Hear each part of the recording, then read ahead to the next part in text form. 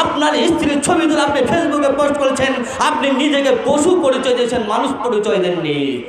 কারণ আপনার স্ত্রী আপনার সম্পদ, আপনার স্ত্রী জাতির সম্পদ নয়, আপনার স্ত্রী রাস্তার লোকের সম্পদ নয়, আপনার স্ত্রী বাংলাদেশের কারো সম্পদ নয়। আপনার স্ত্রী হলো আপনার সম্পদ, আপনার সম্পদকে আপনাকেই রক্ষা করতে হবে।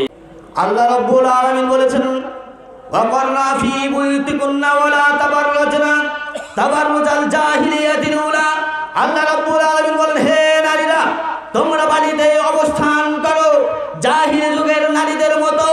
নিজেদের সৌন্দর্য প্রদর্শন করে তোমরা রাস্তায় বাইরে বের হয়ো না। তোমাদের যদি বের হওয়ার প্রয়োজন হয় তাহলে তোমরা নিজেদেরকে আবৃত করে, নিজেদেরকে ঢেকে দিয়ে তোমরা রাস্তায় বের হও। আল্লাহ রাব্বুল আলামিন নির্দেশ দিলেন, তোমরা বাড়িতে অবস্থান করো এবং বাড়ি থেকে বের হওয়ার সময় তোমরা পর্দা করে তোমরা বের হও। জাহিল যুগের নারীদের মতো সৌন্দর্য প্রদর্শন করে তোমরা রাস্তায় বের হয় না।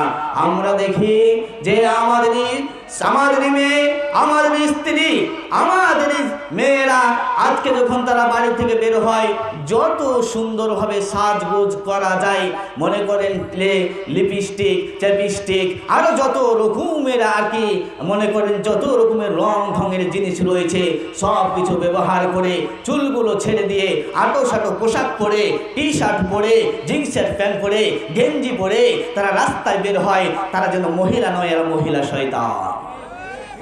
এই কথা আমি বলি নাই, এই কথা আমি বলে আল্লাহর নবী সাল্লাল্লাহু আলাইহি ওয়াসাল্লাম বলেছেন, মহিলারা শয়তানের বেশে আসে আর মহিলারা শয়তানের আকৃতিতে যায়।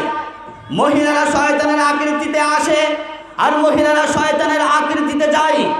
আজকে এই শয়তানি মার্কা মহিলাদের ঠেলাই আর ইমানদার যুবকদের পথ চলা, ইমানদার যুবকদের বাজার ঘাটে যাওয়া, ইমানদার যুবকদের রাস্তা পথে চলা বড় কঠিন হয়ে দাঁড়িয়েছে।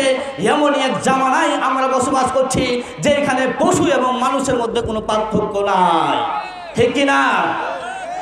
যে সমস্ত পশুরা নিজেদের ইজ্জতকে ঢাকার জন্য রাস্তাঘাটের কুকুর শিগালগুলো দেখা যায় নিজেদের ইজ্জত আবরু ঢাকার জন্য নিজেদের লেজটাকে পিছন দিকে একটু ঝুলিয়ে দেয়, কিন্তু আমরা দেখি মুসলমানের মেয়ে হয়ে, মুসলমানের স্ত্রী হয়ে, অর্ধনগ্ন হয়ে, পূর্ণনগ্ন হয়ে, আটো-সাটো পোশাক পরে বিভিন্ন অঙ্গি ভঙ্গি নিয়ে শয়তান রূপ ধারণ করে তারা রাস্তাঘাটে চলাফেরা করে।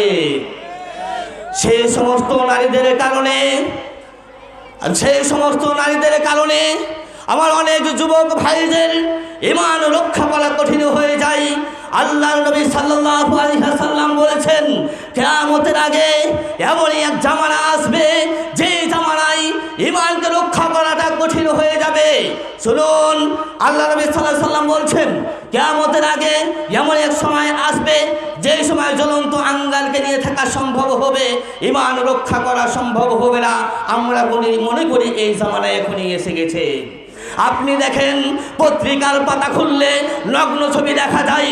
আপনি যদি ফেসবুক চালু করেন আপনার স্ত্রীর নগ্ন ছবি দেখা যায়। আপনার স্ত্রীর মাথায় কাপড় নাই, নতুন বিবাহ করেছেন, আপনার স্ত্রীর ছবি তুলে আপনি ফেসবুকে পোস্ট করেছেন, আপনি নিজেকে পশু পরিচয় দিয়েছেন, মানুষ পরিচয় দেননি।